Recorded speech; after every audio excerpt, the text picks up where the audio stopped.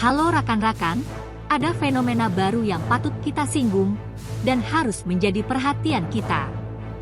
Fenomena ini berkembang di dunia maya dan media sosial.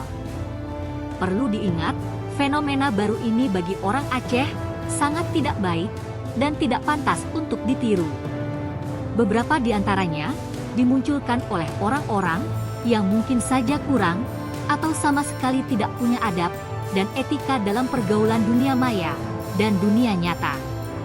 Berikut ini fenomena buruk di media sosial yang tidak baik dan tidak pantas untuk ditiru.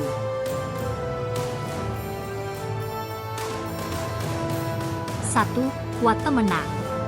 Temenak adalah ungkapan-umpatan yang ditujukan kepada pribadi seseorang atau kepada suatu lembaga dengan menggunakan kata-kata kotor, terutama kata-kata yang menyangkut organ vital manusia dan hewan.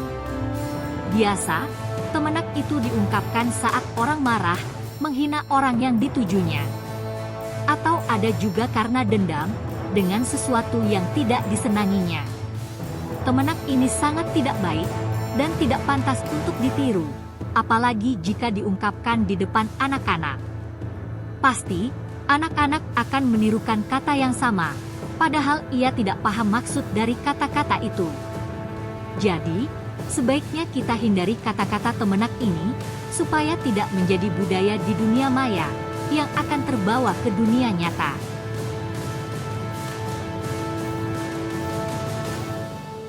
2. Galak mupake. Mupake atau berkelahi secara online, di media sosial sekarang ini adalah satu fenomena baru orang Aceh. Mupake ini biasanya menyangkut hubungan pribadi antara satu orang dengan orang lain. Bisa juga antara satu orang dengan lembaga tertentu. Mupake di media sosial sudah semakin muncul dan meninggalkan jejaknya, sehingga kadang terbawa ke dunia nyata. Ini tidak baik dan tidak pantas untuk ditiru.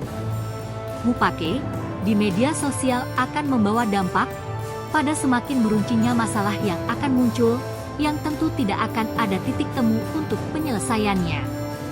Jadi, kita perlu menahan diri untuk tidak memunculkan mupake di dunia maya dan media sosial, apalagi di dunia nyata, dan tidak meninggalkan contoh tidak baik orang lain.